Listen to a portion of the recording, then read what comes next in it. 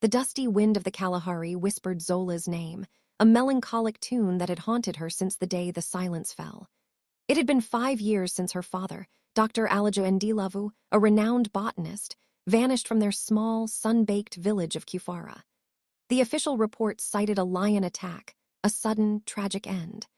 But Zola, with the keen instincts of a desert hawk, knew better.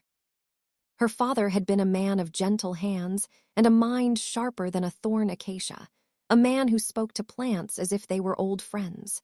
He wouldn't have strayed from the path, not without a compelling reason. The truth, when it trickled in through hushed whispers and furtive glances, was far more sinister.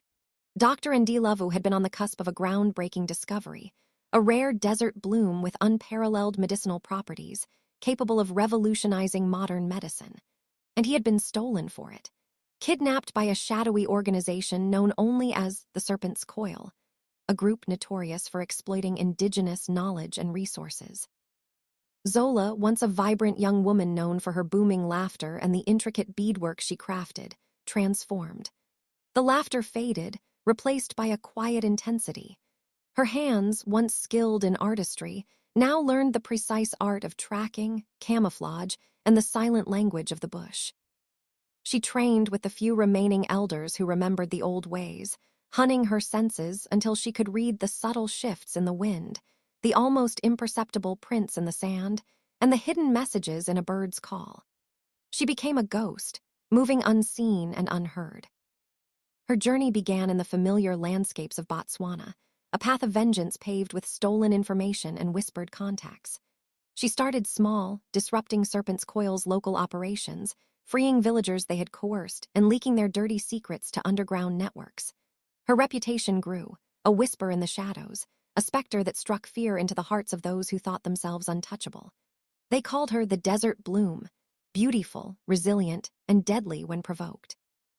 One sweltering evening in a bustling market in Gaborone, Zola received her first solid lead. A disgraced former Serpent's Coil operative, his face etched with fear and guilt, offered her a coded message.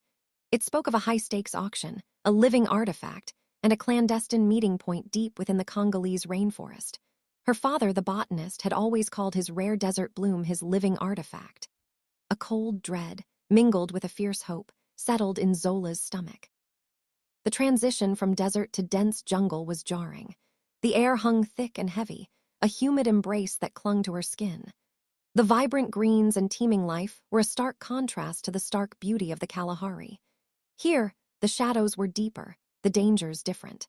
She navigated the treacherous terrain with the help of local guides she'd befriended, their eyes wide with respect for the woman who moved with such silent purpose.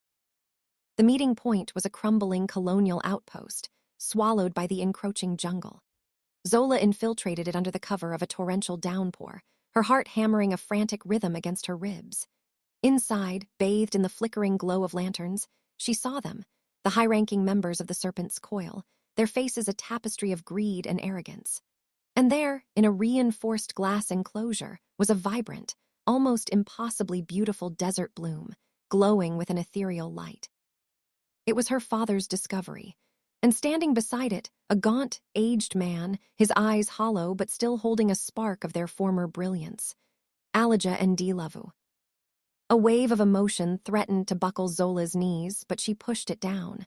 Her father was alive, but he looked broken. He was being forced to present his discovery, a cruel spectacle.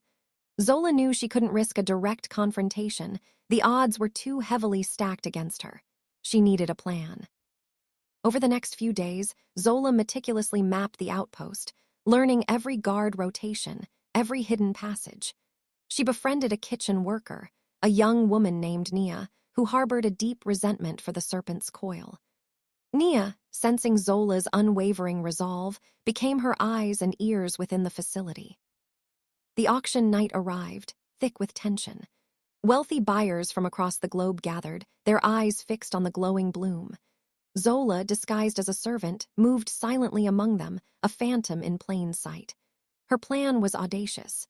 She would create a diversion, disable their communications, and then, with Nia's help, get her father out. As the bidding reached a fever pitch, Zola executed her first move. A perfectly timed electrical surge plunged the outpost into darkness, followed by a series of small, strategically placed smoke bombs. Chaos erupted. Shouts, gasps, and the hurried shuffling of feet filled the air. In the confusion, Zola located her father. "Baba," she whispered, her voice thick with years of unspoken longing. Alija, disoriented by the smoke and the sudden darkness, blinked. His eyes, though weary, slowly widened in recognition. "Zola, my desert bloom." "Yes, Baba, it's time to go home." With Nia creating a further diversion, Zola guided her father through the darkened corridors, using her intimate knowledge of the outpost to evade the frantic guards. They moved like shadows, fueled by adrenaline and the desperate hope of freedom. Alija, though weak, found a surge of strength at the sight of his determined daughter.